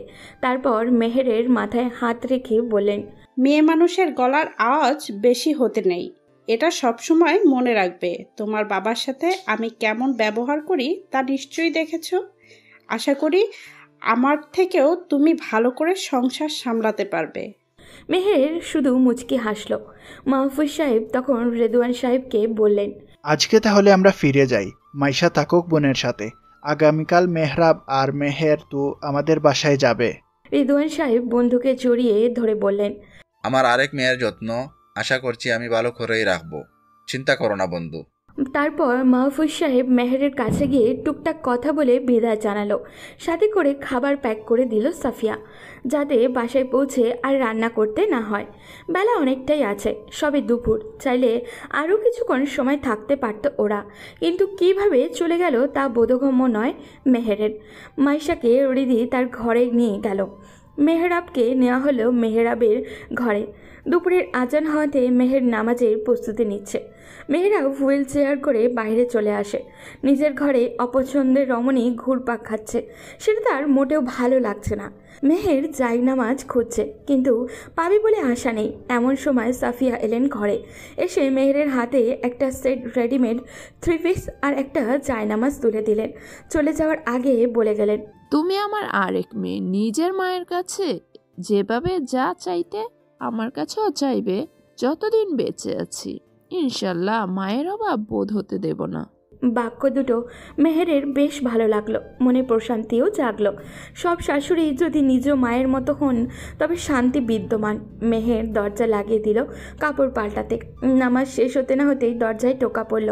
মেহের জায়নামাজ তুলে বিছানার কিনারায় রেখে গিয়ে দরজা খুলে দিল। দেখল রিদি আর মাইশা দাঁড়ানো। মাইশার আগে রিদি ঘরে প্রবেশ করে ফেলল। মেহেরের এক হাত জড়িয়ে ধরে ধরে বলল, ভাবি দুপুরে খাবার খাবে চলো, তখন তো কিছুই খাওনি। মেহের অপর হাতে মাথায় ভালো করে ঘোমটা টেনে বলল, একটুখানি পরে যাই। হুম, তা হবে না, এখন মানে এখনই, খাবার খাওয়ার পর আরও কাজ আছে। মাইশা এসে মেহেরের আর এক হাত জড়িয়ে ধরে বলল, আপু চলো না, খাওয়ার পর ইম্পর্টেন্ট একটা কাজ আছে। মেহের আর কিছু বলল না। ওরা দুজন যে তাকে এখন ছাড়বে না তা ভালো করেই বুঝতে পারছে মেহের। খাবার টেবিলের সামনে যেতেই দেখল শাশুড়ি খাবার সাজিয়ে অপেক্ষা করছেন। বাসার দুইজন পুরুষ এখনও উপস্থিত নেই এখানে। সামনে রাখা এত খাবার তো আর মেহের একা খাবে না। মাইশা ও রিদি দুজনে মিলে মেহেরকে চেয়ারে বসিয়ে দিয়ে মেহেরের সামনে খাবার পরিবেশন করে দিচ্ছিল। এমন সময় মেহের বলল, তোমরাও বসো, মা আপনিও বসুন। সাফিয়া হেসে মেহেরের পাশের চেয়ারটায় বসে বললেন, এগুলো সব তোমার জন্য। নতুন বইয়ের আপ্যায়ন বলে কথা, এখন তুমি হচ্ছ সাবজেক্ট আর বাকি সবাই অবজেক্ট। সাফিয়া কথাগুলো কেমন লাগলো মেহেরের, যেন সে নিজের বাবার গৃহেই আছে। এমন আহ্লাদ যদি চিরদিন থাকে তবে মন্দ হবে না। মেহেরের চোখে মুখে কিছুটা বিস্ময় দোল খাচ্ছে। মেহের বলল, এতগুলো আইটেম আমার জন্য? মা, আমার দ্বারা অসম্ভব। আর আমি একা সাবজেক্ট হতে চাই না, এখানের প্রত্যেকেই এক একটা সাবজেক্ট। রিদি অধৈর্য হয়ে বলল, উফ ভাবি যান আগে খাবার খান, এই সাবজেক্ট অবজেক্টের গ্রামার পরে না হয় আলোচনা করা যাবে। মেহের মুচকে হাসলো রিদির কথায়। সাফিয়া নিজ হাতে খাবার নিয়ে মেহেরকে খাইয়ে দিল। মেহের নিজে হাতেই খেতে চেয়েছিল, কিন্তু শাশুড়ির আবদার ফেলতে পারল না ও। এই মুহূর্তটা মেহেরের কাছে এক টুকরো সোনালি স্মৃতি হয়ে থাকবে সব সময়। ভবিষ্যতে কি হবে সেটা নিয়ে চিন্তা না করে বর্তমানটাকে উপভোগ করবে। বর্তমান ঠিক থাকলে ভবিষ্যৎ এমনিতেই সুন্দর হবে। ভবিষ্যৎ সময় বর্তমান সময়ের উপরে নির্ভরশীল। খাওয়া শেষে রিদি আর মাইশা দুজন মেহেন্দি নিয়ে বসে পড়ল। খাবার খাওয়া শেষে চেয়ার ছেড়ে মেহেরকে উঠতে হয়নি। রিদি ও মাইশা দুজনে দুদিকে চেয়ারে টেনে বসে দুজন দুহাত দখল করলো মেহেন্দি পরানোর জন্য। বিয়ের মতো সুন্দর একটা সময়ে কনের হাতে মেহেন্দি দেওয়া হবে না, তা হয় নাকি? বিয়ের তাড়াহুড়ো থাকায় তখন মেহেন্দি পড়ার সময় হয়নি, তাই এখন সে কাজ করা হবে। দু হাত ভর্তি করে মেহেন্দি পরানো হলো। তারপর মেহেরকে নিজ কক্ষে রেখে আসা হলো।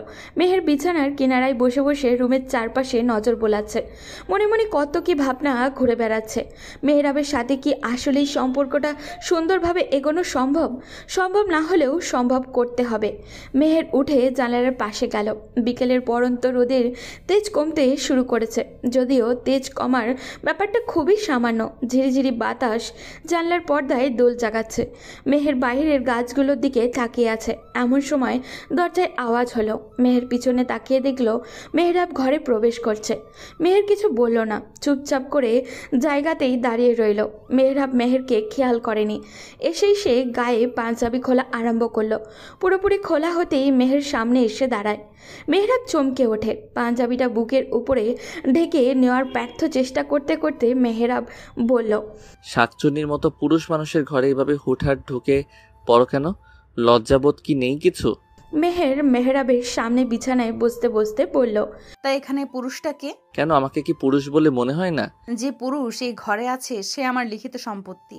বৈবাহিক সকল নিয়ম মেনে তার সাথে আবদ্ধ হয়েছি। এই ঘর এখন আমার, অন্য পুরুষের নয়। সো এখন আমি শাকচুন্নি হলেও আপনার স্ত্রী। তাহলে খুব ভালো করে দেখো। কথাটা মেহরাব ব্যঙ্গ করেই বলে শরীর থেকে পাঞ্জাবি সরিয়ে ছুঁড়ে ফেললো বিছানায়। মেহের মুচকে হাসা শুরু করলো। এমন হাসি দেখে মেহরাব কয়েক সেকেন্ডের জন্য থমকে রইল। তারপর হঠাৎই মাথা ছাড়া দিয়ে বলল, এভাবে হাসার কি হলো? আপনার কি দেখবো বলুন তো? 6 প্যাক 4 প্যাক বলতে বডিতে কিছুই নেই যে আমি লোভী দৃষ্টিতে তাকাবো। যা আছে তা 1 প্যাক। তবে এতে আমার সমস্যা নেই। আপনার বডি শেপ দেখে আমি আপনাকে বিয়ে করিনি। আপনার দৈহিক অবস্থা আপনি আমার থেকে নিজেই ভালো জানেন। মেহরাব সরে গেল ওয়ার্ড্রবের দিকে। এগোতে এগোতে বলল, মুখে যেন খই ফুটে। এই মেয়ে নাকি স্বর্ণ, আমাকে দয়া দেখিয়ে বিয়ে করালো, স্বামীর সাথে তাচ্ছিল্য করার সুযোগ পেয়েছে। মেহের কথাগুলো স্পষ্টই শুনল। মেহরাবকে ডেকে সে বলল, শুনুন, আপনাকে দয়া দেখিয়ে বিয়ে করিনি। আপনার উপর যেন আল্লাহর রহমত দেন এবং আপনার অগোছালো জীবনটা গোছানো হয় সেই আশাতেই আপনার সাথে জড়ানো। প্লিজ, আমি একটু ভালো থাকতে চাই। ইহকাল আর পরকাল 2 কালই চাই। মেহরাব চুপ করে শুনল মেহেরের কথাগুলো। কোনো উত্তর না দিয়ে একটা টি শার্ট পরে বের হয়ে গেল রুম থেকে। মেহের দীর্ঘশ্বাস ফেলল মেহরাবের যাওয়ার পানে চেয়ে। হাতের মেহেন্দির দিকে তাকিয়ে দেখল শুকিয়ে গিয়েছে প্রায়। হাতে আর রাখতে ইচ্ছা হলো না। ওয়াশরুমে চলে গেল হাত ধুয়ে ফেলতে। আসরের আজান হয়ে যাওয়ার একেবারে অজু সেরেই বের হলো মেহের। নামাজ শেষে 2 হাতে তুলে অশ্রু ঝরিয়ে যাচ্ছে ভবিষ্যতের জন্য। রবের নিকট যত চাওয়া পাওয়া আর আবদার, এছাড়া যে আর কোনো উপায় নেই। তিনি রহম না করলে কোনোভাবেই কোনো কিছু সুন্দর হওয়া সম্ভব নয়। মেহরাব ঘরে প্রবেশ করে দেখল মেহেরের কান্না। এই অবস্থায় দেখে মেহরাবের হৃদয়টা কেমন মোচড় দিয়ে উঠল। সে স্পষ্টই মেহেরের মোনাজাতে বলে যাওয়া কথাগুলো শুনছিল, যতটা আবেগ নিয়ে কেউ কারোর জন্য রবের নিকট দোয়া করে। মেহরাবের অস্বস্তি হলো। মেয়েটার সাথে ভালো ব্যবহার এখনও পর্যন্ত করেনি ও, কিন্তু মেয়েটা ইতিমধ্যেই সব গুছিয়ে ওঠার চেষ্টা করছে। মেহেরকে যত দেখছে ততই যেন অবাক হচ্ছে। নামাজ শেষ হলো মেহেরের। মেহেরের পাশ দিয়ে ফিরে মেহরাবকে দেখল, সাথে সাথেই চোখ ফিরিয়ে নিল অন্যদিকে। নিজেও কান্না ভেজা চোখ অন্য কেউ দেখলে কেমন জানি অস্বস্তি হয় মেহেরের। দ্রুত জায়নামাজ তুলে ভালো করে চোখ মুখ মুছে নিল। মেহরাব মেহেরের দিকে এগিয়ে গিয়ে বলল, সন্ধ্যায় আমার কিছু ফ্রেন্ড আসবে, সেজেগুজে তৈরি থেকো। মেহমানের সামনে খ্যাতের মতো যেও না। মেহের তৎক্ষণাৎ বলে উঠল, ফ্রেন্ড কারা, ছেলে নাকি মেয়ে? মেহরাব গর্ব করে বলল, আমার ক্যারেক্টার এত খারাপ নাকি? অবশ্যই, আবার সব ছেলে বন্ধু। আপনার চরিত্র খুবই গন্ধযুক্ত। বলি, বউটা কার, আপনার নাকি আপনার বন্ধুদের? পরপুরুষের সামনে নিজের বউকে যেতে বলতে লজ্জা হয় না আপনার? এত কিছু শুনতে চাচ্ছি না, সন্ধ্যায় তৈরি থাকবে, ব্যাস। মেহের ছল ছল চোখে তাকিয়ে রইল কিছুক্ষণ মেহরাবের প্রস্থানের দিকে। লোকটাকে কী করে সামলাবে সেটাই চিন্তা। বিয়ের প্রথম দিনই কোথা থেকে বন্ধুরা এসে হানা দিচ্ছে, এদের শিক্ষা দেওয়ার দরকার। কিন্তু কিভাবে কি করা যায়? দেখতে দেখতে সন্ধ্যা চলে এলো। মাগরিবের পরপরই মেহরাবের 4 জন বন্ধুও চলে এলো। শাহিন নামের একজনের শুধু বউ আছে। সে অবশ্য তার স্ত্রীকে সাথে করে নিয়ে এসেছে শো অফ করার জন্য। সেই সাজগোজ করেছে শাহিনের স্ত্রী। মেহের আড়াল থেকে শুনছিল ওদের আড্ডাবাজি। মেয়েটা জর্জেট শাড়ি পরে এসেছে। দেহের আগা থেকে গোড়া অবধি সব কিছু স্পষ্ট বোঝা যাচ্ছে। ছেলেগুলো সৌন্দর্য নিয়ে কমেন্ট করতেই ব্যস্ত। মেয়েরাও সেখানে সামিল হয়েছে। মেহেরের ভীষণ রাগ হচ্ছে। তার সদ্য হওয়া স্বামী কিনা অন্য একটা মেয়ের রূপের প্রশংসায় পঞ্চমুখ। ভাবি ভাবি ডেকে অশ্লীলতার ছড়াছড়ি। বেশ খানিকক্ষণ আড্ডার পর সবাই জেদ ধরেছে মেহরাবের নতুন বউ দেখার জন্য। একটা রুমেই বসা ছিল সব বন্ধুরা। রিধি এসে ওদের নাস্তা পানি দিয়ে গেছিল। সাফিয়ার কাছে মেহরাবের এই বন্ধুগুলো ভালো ঠেকে না। রেদওয়ান সাহেব এই মুহূর্তে বাড়িতে নেই। মেহরাব মেহেরকে ডাকার জন্য নিচের রুমের দিকে এলো। মেহের আড়াল থেকে দেখছে সেটা। দ্রুতই সে ঘরের ভেতরে চলে গেল। মেহরাব ঘরে প্রবেশ করে বেশ অবাক হলো। মেহেরকে দেখে তার চক্ষু চড়ক গাছ। মেয়েটা করলোটা কি? মেহরাব এসে দেখল মেহের বোরকা পরে পুরো পরিপাটি হয়ে গিয়েছে। চোখ দুটো ব্যতীত আর কোনো কিছুই দেখা যাচ্ছে না। মেহরাব দ্রুত বলল, এটা কি করেছো তুমি? এভাবে প্যাকেট হয়েছে কেন? আমার এক ফ্রেন্ডের ওয়াইফ এসেছে, দেখবে সে কত স্মার্ট, পরিবেশ বুঝে সে। তোমাকে এতবার বলার পরেও তুমি বোরকা পরে আছো ঘরের ভেতর।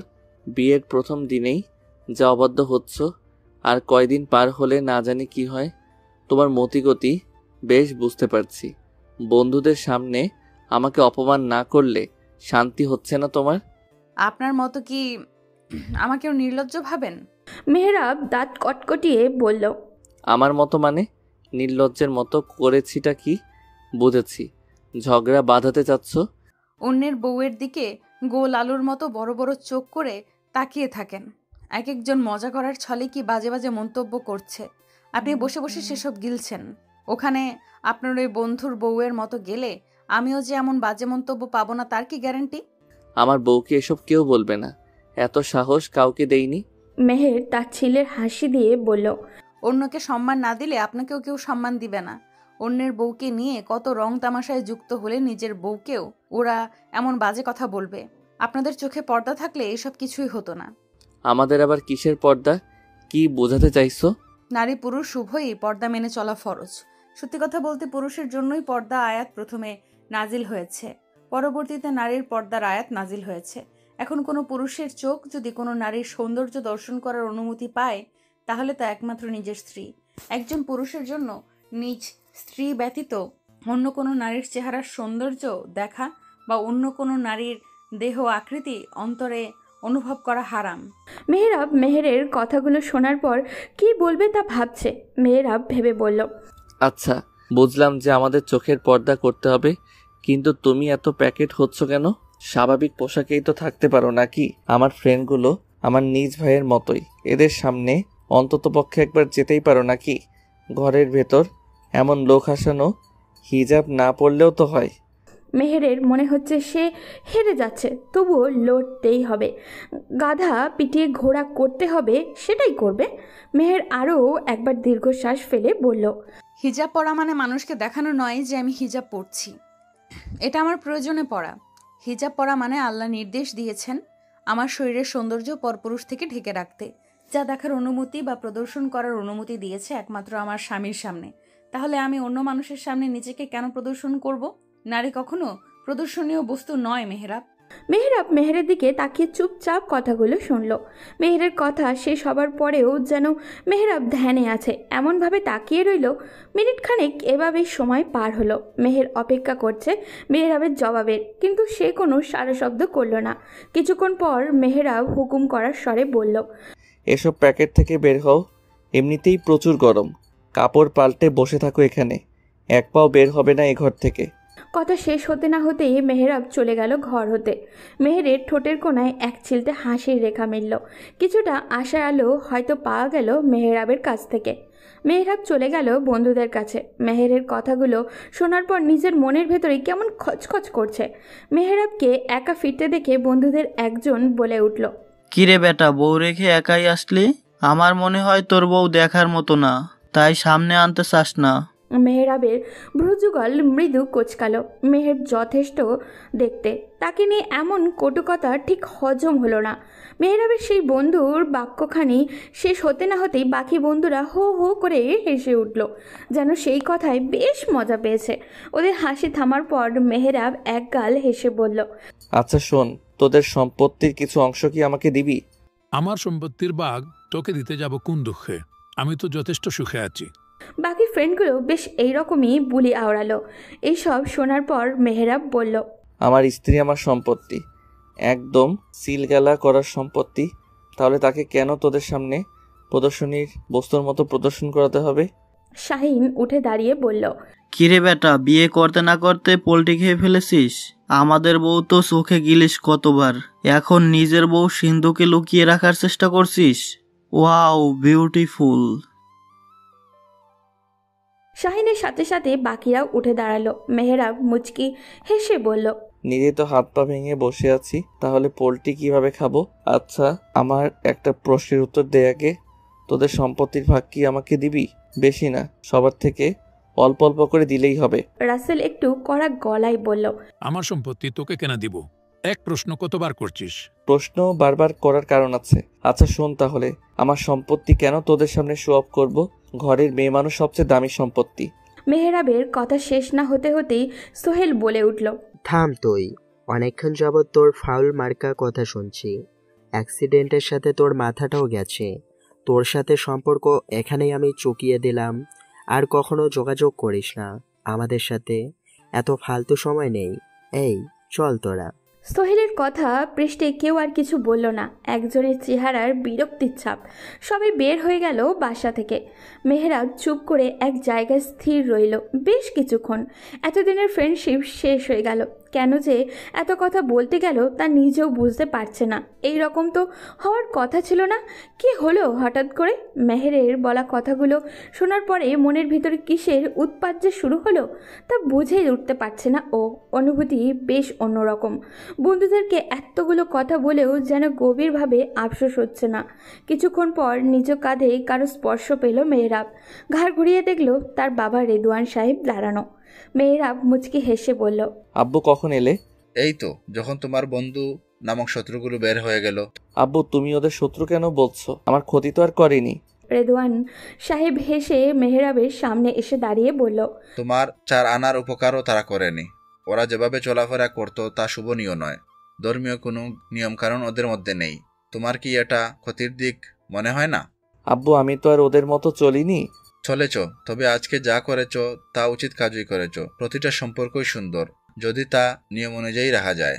মেহরাব দীর্ঘশ্বাস ফেলে বলল, বাদ দাও আব্বু, ওদের সাথে পথ চলা হয়তো আজই শেষ। রেদওয়ান সাহেব হেসে মেহরাবের কাঁধে চাপড় দিয়ে বলল, শেষ হলেই আলহামদুলিল্লাহ। নিজের দিকে একটু তাকাও। অবশ্যই তুমি ভালো মন্দ বুঝো। তোমার এই বন্ধুগুলো যে তোমার উপকারী না তা তোমাকে এতকালেও বুঝাতে পারেনি। আজ যে বুঝতে পেরেছ তার জন্য শুকরিয়া। আল্লাহ তোমাকে পূর্ণ হেদায়েত দান করুন, আমিন। বাবা ছেলে হাসলো। এ হাসি ভীষণ সুন্দর। রেদওয়ান সাহেব তার ছেলের সাথে ওই ঘরে বসেই এশার আজান পর্যন্ত কথাবার্তা বললেন। এশার নামাজ পড়ে রাতের খাবার খেতে বসলো সবাই একসাথে। খুব আনন্দঘন মুহূর্ত কাটল নতুন পরিবারের মানুষজন। মেহেরের মনে হচ্ছে না যে সে এখন শ্বশুর বাড়ি আছে। বাবা মায়ের মতোই সাফিয়া রেদওয়ান সাহেব যথার্থ স্নেহ করছেন। মেহের মনে মনে দোয়া করছে এরূপ স্নেহ ভালোবাসা যেন আজীবন থেকে যায়। খাওয়া দাওয়া শেষ করে বাকি রইল দুটো কাজ। 1, মেহেরকে বধূ সাজানো। 2, মেহেরাবের ঘরটাকে সাজানো। মেহেরকে সাজানোর দায়িত্ব দিল রিদি ও মাইশাকে। ওদিকে ঘর সাজানোর দায়িত্ব কাঁধে নিলেন 2 বুড়ো বুড়ি। কাজ ভাগাভাগি করতে শুনে মেহেরাব বলল, আমি কি তাহলে ফোকাসের বাহিরে? না মানে আমার কি সাজসজ্জা লাগবে না? রিদি হাসতে হাসতে বলল, ভাইয়া, তোমার নিজের দায়িত্ব নিজেই পালন করো, নয়তো আব্বুর অপেক্ষা কর। তোমার ঘর সাজানোর কাজ হলে পরে তোমাকে সেট আপ করে দিবে। মেহেরাব কথা বাড়ালো না। কথাটা বলে নিজেরাই জানি কেমন জানি লজ্জা বোধ হচ্ছিল। এইরকম হওয়ার কথা নয়, আগে তো কখনো হয়নি। একদিনের ভেতরে কিভাবে এত চেঞ্জ হতে পারে? কারো কারো দিলের দোয়া হয়তো আল্লাহ তাআলা কবুল করে নিয়েছেন, নয়তো এই হেদায়েত পাওয়া সম্ভব না। রাত প্রায় 12টার কাটা ছুঁই ছুঁই। শুভ্র রঙের গ্রাউন্ডে মেহের বসে আছে মেহেরাবের বিছানায়। উফ, এই ঘর আজ তারও। ঘরটা স্বল্প সময়ে যতটুকু সাজানো যায় ততটুকুই সাজানো হয়েছে, যাকে বলে হালকার মধ্যে গর্জিয়াস। মেহেরের হাতে তালু ঘামছে। সারাদিনে যতটা না নার্ভাস লেগেছে তার থেকে ঢের বেশি এই মুহূর্তে নার্ভাস লাগছে ওর। মনের ভিতরে হরেক রকমের অনুভূতি। আন্দোলনের তোপে নিতান্তই মেহের দুর্বল হচ্ছে। মেহরাব ঘরে এলো ঠিক 12টা বেজে 1 মিনিট। মেহের উঠে দাঁড়িয়ে সালাম জানালো। মেহরাবকে বিছানায় উঠতে সাহায্য করলো। বিছানায় বসার পর মেহরাব বলল, এভাবে নিজের জীবন নষ্ট না করলেও পারতে। আমি এখন বোঝা ছাড়া আর কিছুই নই। আমাকে দয়া দেখানোর জন্য বিয়ে না করলেও পারতে। মেহের দীর্ঘশ্বাস ফেলে বলল, প্রথমত আপনাকে দয়া দেখানোর জন্য আমি বিয়ে করিনি। দয়া দেখাতে হলে বিয়ের প্রয়োজন হয় বলে আমার মনে হয় না। দ্বিতীয়ত, বিয়ে শাদী আল্লাহর হাতে। যার সাথে যার জুড়ি লেখা তার সাথে তা আটকা পড়তেই হবে। বিয়ে নিজের হাতে থাকলে কয়েক বছর প্রেম করা প্রেমিককে রেখে অন্য কাউকে কেউ বিয়ে করতো না। মেহরাবের মাথায় হঠাৎ প্রশ্ন ছুটে এলো। মেহেরের কথা শেষ না হতে হতেই মেহরাব বলল, তোমার কি তাহলে বিয়ের পূর্বে কোনো সম্পর্ক ছিল যে কারণে প্রথমে এই বিয়েতে রাজি হওনি? মেহরাবের প্রশ্ন শুনে মেহের ঠিক কী ধরনের প্রতিক্রিয়া দেখাবে বুঝতে পারছিল না। কয়েক সেকেন্ড ভাবার পর মৃদু হেসে বলল, আমি আমার স্বামীর জন্য, কোনো প্রেমিক পুরুষের জন্য নই। হালালের স্বাদ কখনো হারাম সম্পর্কে থাকে না। মেহরাব মৃদু হাসল। এতটাই মৃদু যে ঠোঁটের পানি গভীরভাবে না তাকালে তা বোঝা সম্ভব নয়। মেহের তা লক্ষ্য করেনি। এই মুহূর্তে সে মেহরাবের দিকে তাকাতে পারছে না। 2 চোখ জুড়ে লজ্জায় চেপে বসেছে। মেহের নিচের দিকে তাকিয়ে মেহরাবকে বলল, চলুন তাহলে নতুন সূচনা করা যাক। অতঃপর দুজন দুজনাকে বুঝতে পারার পালা। দুজনের স্বপ্ন আর চাওয়া পাওয়া নিয়ে যত গল্প জমে আছে তা আজই উন্মোচনের পালা। প্রভাতের সূর্যকিরণ আলোকিত চারপাশ। মেহের ভেজা চুল মেলে জানলার পাশে বসে চায়ে ঠোঁট পোড়াচ্ছিল। চাটা রিদি এসে দিয়ে গেছিল। মেহেরাব এখনও শুয়ে আছে। মেহের চেষ্টা করেছিল ফজরের নামাজটা আদায় করাতে, কিন্তু সে ব্যর্থ হলো। একাই ফজরের নামাজ আদায় করে 2 হাত তুলে স্বামীর জন্য সুস্থতা ও হেদায়েত চেয়ে দোয়া করছেন। জানলা দিয়ে সবে ফুটে ওঠা সকালটা উপভোগ করছে সে। কতই না নমনীয়তা সকালের ফুটে ওঠা এই আলোয়। মেহরাব আড়মোড়া দিয়ে ঘুম ঘুম চোখ খুলে তাকাতেই দৃষ্টি পড়ে মেহেরের দিকে। স্নিগ্ধ এক সকালে শুভ্র এক রমণীর উপচে পড়া সৌন্দর্যের চোখে আটকালো মেহরাবের। টুলের ওপরে বসে চায়ে চুমুক দিচ্ছে মেহের। এদিকে তার খোলা চুলগুলো বসা অবস্থায় ফ্লোর ছুঁই ছুঁই করছে। ফ্যানের বাতাসে কিছু শুকনো চুল এলোমেলো হয়ে নাচানাচি করছে। মেহরাব আটকে গেল এখানে। এভাবেই একটু একটু করে মেহেরের প্রেমে পিছলে পড়ছে সে। ভবিষ্যতে নাকানে চুবানিও খেতে পারে। মেহরাব সদ্য জেগে ওঠা ঘুমো কণ্ঠে বলল, শুভ সকাল সিনিয়র। মেহের পাশ ফিরে তাকিয়ে এক ফালি চাঁদের ন্যায় হাসি দিয়ে বলল, আপনাকেও শুভ সকাল জুনিয়র। মেহরাব আর কিছু বলল না। উঠে বিছানায় হেলান দিয়ে বসে তাকিয়ে আছে মেহেরের দিকে। কি বলবে খুঁজে পাচ্ছে না ও। মেহের চায়ের শেষ চুমুক বসিয়ে তাকালো মেহরাবের দিকে। মেহরাবের চাহনি দেখে ধক করে উঠল বুকের ভেতরটা। অচেনা এক চাহনি, ঘোর লাগানো এক মুহূর্ত। স্বামী স্ত্রীর মাঝে এভাবেই বুঝি প্রেম আসে। মেহের চোখ ফিরিয়ে ঢোক গিলে বলল, কিছু কি বলবেন? মেহরাবের যেন হুঁশ এলো। সেও চোখ নামিয়ে নিল। এভাবে বিহারের মতো তাকিয়ে থাকবে এটা সে ভাবতেও পারেনি। বিয়ে এক অদ্ভুত জিনিস, সম্পূর্ণ ভিন্ন এক দুনিয়ার মতো। ভালো মন্দ দুটোই বসবাস করে। এটা নির্ভর করে আমাদের নিজেদের উপরে। মেহরাব দ্রুত বিছানা থেকে উঠে ওয়াশরুমে চলে গেল। মেহেরের সামনে থাকলে বোকার মতো আর কি করে বসবে তার আর জানা নেই। নিজের অ্যাটিটিউড বিয়ের পর ধূপধাপ করে পাল্টে যাচ্ছে। একদিনে এত সব। নিজের প্রতি নিজেরই এখন বিশ্বাস নেই মেহরাবের। সকালের নাস্তার পর মেহের তৈরি হয়ে নিল, সাথে মাইশাও তৈরি হলো। আজ সে বাবার বাসায় যেতে হবে। মেহরাবও তৈরি হলো।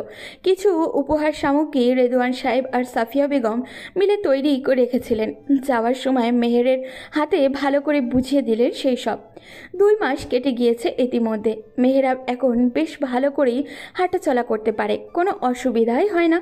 মেহের তার জীবনে ম্যাজিকের মতো, নতুন এক পাল্টে দেওয়া ভোরের মতো, যে কারণে নিজেকে এতটা গুছিয়ে নিতে পেরেছে ও। এখন সে তার বাবার সাথে ব্যবসা সামলায়। ছেলের এই পরিবর্তনে রেদওয়ান সাহেব বেজায় খুশি। মেহেরকে ছেলের বউ করে আনার সিদ্ধান্তটা শতভাগ সাফল্য অর্জন করেছে। মেহের তাড়াতাড়ি করে গোসলের পানি বালতি ভরে রাখছে। মেহরাবের কাছ থেকে ফেরার সময় হয়ে এসেছে। মেহরাব ফেরার পূর্বেই তার প্রয়োজনীয় সব কিছু প্রস্তুত রাখে মেহের। সারাদিনের কাজ শেষে বাড়িতে ফিরে আসার পর এই ক্লান্তি তাকে ছুঁতে পারে না মেহেরের জন্য। মেয়েটা মেহরাবের জন্য সর্বসেবা হয়ে গিয়েছে। মেহরাবের হৃদয় জুড়ে যে মেহের এত দ্রুত গতিতে জায়গা দখল করে নিবে তা মেহরাব কল্পনাও করেনি। মেহের রিদির ঘরের পাশ দিয়ে রান্নাঘরের দিকে যাচ্ছে মেহরাবের জন্য শরবত তৈরি করতে, কিন্তু মেহের দাঁড়িয়ে পড়ল। রিদি সম্ভবত কারোর সঙ্গে গভীরতা নিয়ে ফোন আলাপ করছে। গভীরতা বলতে প্রেমিক যুগলের মাঝে যেমন আলাপ হয় আর কি। মেহের অপেক্ষা করলো রিদির কথা শেষ হওয়ার। প্রায় 15 মিনিট শেষে রিদির কথা শেষ হলো। এত সময় মেহের ধৈর্য নিয়ে দাঁড়িয়ে ছিল ঠায়। কথা শেষ হওয়ার পর মেহের দরজায় টোকা দিল।